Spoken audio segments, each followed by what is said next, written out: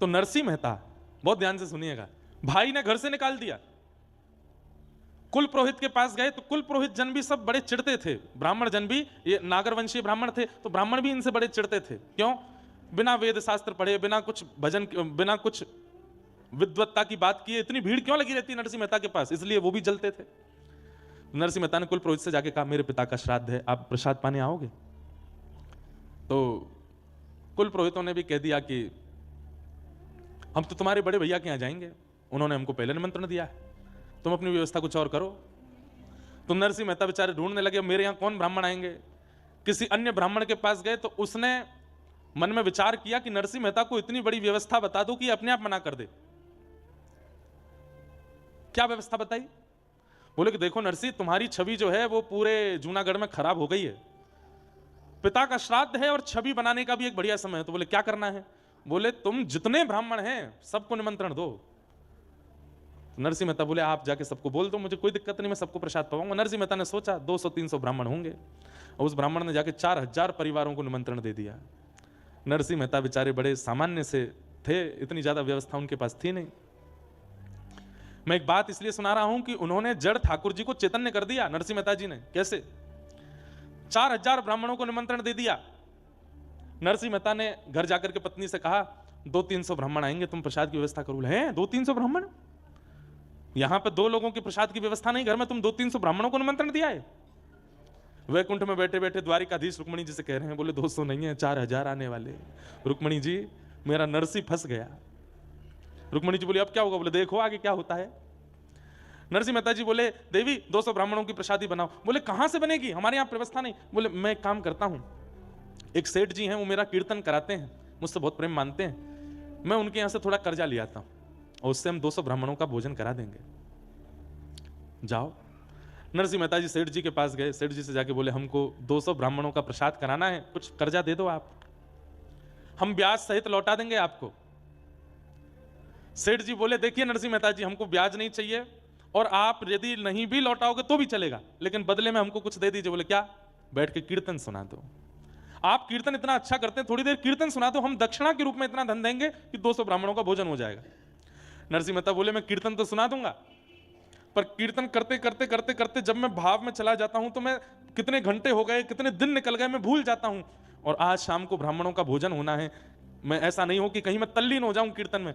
सेठ जी बोले चिंता मत करो, आप तल्लीन हो गए मैं तो आंख खोल के रहूंगा, थोड़ी देर बाद आपको हिला दूंगा कि जाओ ब्राह्मण आ गए, घर पे भोजन कराओ। नरसिंह मेहता बोले देख लेना, ध्यान रखना मेरा। बोला हाँ ठीक है। उठाए करताल नरसिंह मेहता ने जैसे कीर्तन शुरू किया, सोचिए नरसिंह मेहता तल्लीन होते होंगे तो क्या सुनने वाले नहीं होते होंगे? ऐसे भाव में गए, ऐसे भाव में गए कि वो भी डूब गए, सेठ जी भी डूब गए, सुनने वाले जो 10-15-20 लोग थे वो भी डूब गए, बाहर के गांव के लोग आए वो भी डूब गए। कीर्तन चलते चलते चलते चलते 13, 14, 15, 20 घंटे तक कीर्तन चलता रहा। यहां ब्राह्मणों के आने का समय हो गया। पत्नी बाट देख रही है कि वो 200 ब्राह्मणों के भोजन की सामग्री ला रहे होंगे। रुक्मणी जी बोली अब तो नरसिंह मेहता की और निंदा होगी, अब तो इनको जूनागढ़ से भी निकाल देंगे, ऐसा लगता है आज जो अपराध होने जा रहा है। ठाकुर जी बोले मैं नहीं देख पा रहा हूं, तुम बैठो मैं जाता हूं।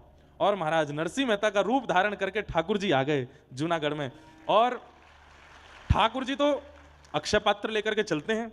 200 ब्राह्मण क्या, तुम 2 लाख आ जाओ, सबको भोजन पवा देंगे। पत्नी के पास पहुंचे, नरसिंह मेहता की पत्नी से कहा जल्दी जाओ प्रसादी बनाओ। और देवी सुनो, वो थोड़ी एक बदलाव आया। बोले क्या? 200 ब्राह्मण नहीं है। बोले तो कितने हैं? 300। बोले नहीं नहीं नहीं 4000 है। 4000 इनका कैसे बनेगा? अरे बनाते हैं ना, तुम भी लगो मैं भी लगता हूं। ठाकुर जी अमनिया कर रहे हैं, मिर्च काट रहे हैं, सब्जी काट रहे हैं, टमाटर काट रहे हैं, अमनिया कर रहे हैं। पत्नी छोंक लगा रही है, उसको तो लग रहा है नरसिंह मेहता ही है। और नरसिंह मेहता कहा वो तो वहां कीर्तन कर रहे हैं बैठ करके सेठ जी के यहाँ। ठाकुर जी यहां पर सिर पर महाराज बांध करके कढ़ाई में लिए घी और सब प्रसादी बना रहे हैं। नरसिंह मेहता के पिताजी का श्राद्ध है, ठाकुर जी भोजन बना रहे हैं। क्षण भर में तो सब सामग्री बनती चलेगी। पत्नी बोली आज बड़ा आश्चर्य हो रहा है, इतनी जल्दी इतनी सारी सामग्री कैसे बन गई? बोले देवी इस पर बाद में चर्चा करेंगे, ब्राह्मण आ रहे हैं, चौका लगाओ बढ़िया गोबर का और थाली आदि सजाओ, सबको प्रसाद पवाना है। 4000 ब्राह्मण मन में सोचते आ रहे थे आज नरसिंह मेहता हमको प्रसाद नहीं पवा पाएगा और ये हमको बहाना मिल जाएगा नरसिंह मेहता को नगर से निकालने का। लेकिन वहां जैसे ही पहुंचे सबके चरण धो धो करके ठाकुर जी ने आसन पर बैठाया। 4000 ब्राह्मण एक ही पंगत में बैठा दिए और सबके सामने ठाकुर जी एक एक फेंटा कमर पे बांधे, एक फेंटा सिर पे बांधे पसीना आ रहे हैं, ठाकुर जी धोते जामे, हाथ मांजे, सब्जी परोसे, 4-4 प्रकार की सब्जी, 2-2 प्रकार की पूड़ियां, 3-3 प्रकार के मिष्ठान, एक रायता, बढ़िया सामग्री, ऐसा पवाया महाराज, ऐसा पवाया। ब्राह्मण बोले, ए नरसी, हाँ कुछ सेठ वेठ ने करिए क्या व्यवस्था? नहीं नहीं, सब आपकी कृपा है, आप सब ब्राह्मणों की कृपा है, आप लोग पाइए। प्रसाद पाकर के ब्राह्मण इतने तृप्त हो गए, इतने तृप्त हो गए कि मन से आशीष निकल रहा था, लेकिन जलन थी ना मन में। बोले भैया भोजन तो बहुत अच्छा पवाया नरसिंह मेहता ने, लेकिन हम लोगों को इसको नगर निकाला करना है, भोजन से काम थोड़ी बनना है, अब तो दक्षिणा की बाड़ी है, कुछ नहीं दे पाएगा। 4000 ब्राह्मणों को क्या देगा? नरसिंह मेहता दौड़ करके भीतर गए, ठाकुर जी थे, नरसिंह मेहता थोड़ी थे। पत्नी से कहा, देवी चलो दक्षिणा बांटें। बोले क्या देंगे दक्षिणा में? बोले सब व्यवस्था है, चिंता मत करो। एक बैलगाड़ी भरी रखी थी, कपड़ा हटाया, उस पर छोटी छोटी पोटलियां थी, पत्नी को देते जाओ। बोले तुम बांटती जाओ सबको। बोले इसमें है क्या? बोले कुछ नहीं है, तुम देते जाओ। पत्नी ने धीमे से पोटली खोल के देखी तो हर पोटली में 12-12 सोने की मोहर और 4000 ब्राह्मणों को बंटवाई। ब्राह्मण भी पोटली हाथ में ले तो, हे नरसी क्या पत्थर भर के दिए हैं क्या? नहीं नहीं, सब आपकी कृपा है, आपका अनुग्रह। ब्राह्मणों ने जब खोल करके देखा, आज तक भोजन के निमंत्रण में 1 पैसा मिलता था तो ब्राह्मण फूले नहीं समाते थे कि 1 पैसा मिला हमको, सबसे बड़ी दक्षिणा है 1 पैसा। आज क्या मिला? 12 सोने की मोहर। मतलब ये ब्राह्मण, इनके बालक, इनके बालकों के बालक, बालकों के बालक, कम से कम 4 पीढ़ी तक भी अगर कुछ नहीं करेंगे तो इन्हीं मोहरों पर पेट पल जाएगा सबका, इतनी दक्षिणा। देख करके सब ने तो भैया, नरसिंह मेहता और पत्नी दोनों को एक साथ बैठा करके ब्राह्मणों ने स्वस्ति वाचन किया, ऊपर अक्षत डालने। अरे नरसिंह मेहता जी, मैं तो कहता हूं नरसिंह मेहता जी के पिता कितने भाग्यशाली कि उनके श्राद्ध में ठाकुर जी ने भोजन बनाया, अपने हाथ से पवाया। और नरसिंह मेहता की पत्नी कितनी भाग्यशाली कि दाहिने भाग में पति के रूप में विश्वपति बैठे हैं, जगतपति बैठे हैं, और 4000 ब्राह्मण एक साथ अक्षत छिड़क करके आशीष दे रहे हैं, और नरसिंह मेहता वहां कीर्तन कर रहे हैं। 4000 ब्राह्मण निकले। इनके भाई के यहां 12 ब्राह्मण गए थे, वो सब प्रसाद पाके निकले। तो जब निकले तो 1-1 रुपया दक्षिणा मिला, जो कि बहुत ही बड़ी दक्षिणा थी। सब आपस में बोले, यहां तो सब हुआ, अरे वो नरसिंह मेहता के यहां 4000 गए हैं, चलो चलो तमाशा देखने में आनंद आएगा, देखें तो सही कैसी कैसी जो है नरसिंह मेहता की जो है आज वस्त्र उतराई हो रही होगी, आज नगर निकारी हो रही होगी। 12 ब्राह्मणों ने जाकर के देखा तो 4000 ब्राह्मण नाचते हुए आ रहे थे। क्यों रे, कैसा रहा भोजन? बोले महाराज पूछो मत, दक्षिणा वक्षिणा मिली कि ऐसे ही आ गए हो? बोले आपको कितनी मिली पहले ये बता। हमको 1 रुपया। सुने 1 रुपया, 1 पैसा मिलता है हमारे यहाँ पे, 1 रुपया मिला है हमको। तुमको क्या दे दिया नरसिंह मेहता ने? कौड़ी वौड़ी दी होंगी। बोले महाराज आज तक इस नगर के सबसे बड़े ब्राह्मण आप थे, पर अब हम 4000 हैं, हम पे 12 सोने की मोहर हैं, नरसिंह मेहता ने दक्षिणा में दी। कैसे, कहां से? बोले पता नहीं, सब दिए।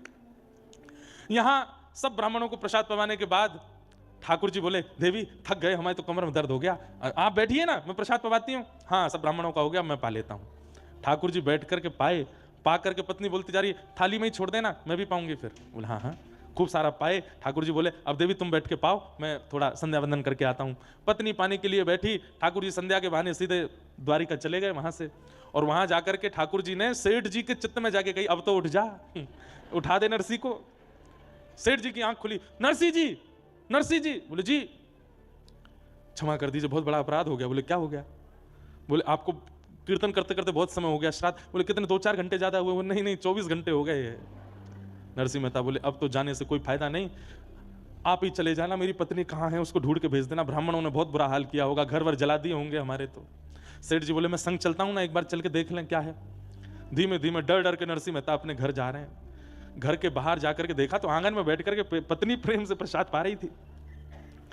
नरसिंह मेहता गए, देवी तुम प्रसाद पा रही हो, सब ठीक है, घर वर जला तो नहीं, तुमको किसी ने मारा पीटा तो नहीं?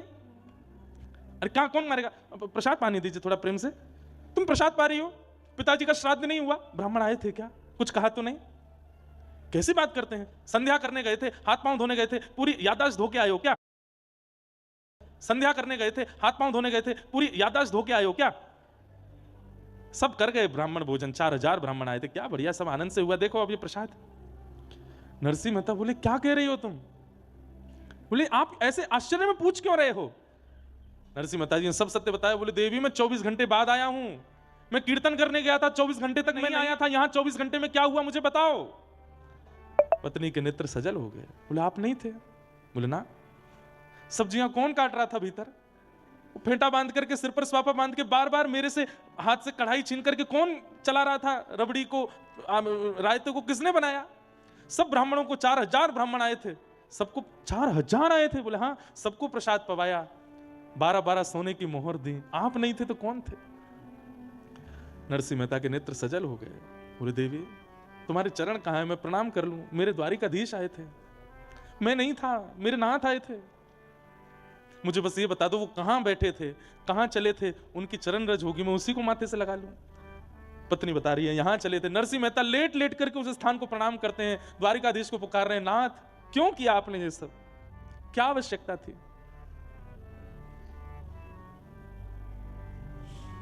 अद्भुत है ठाकुर जी।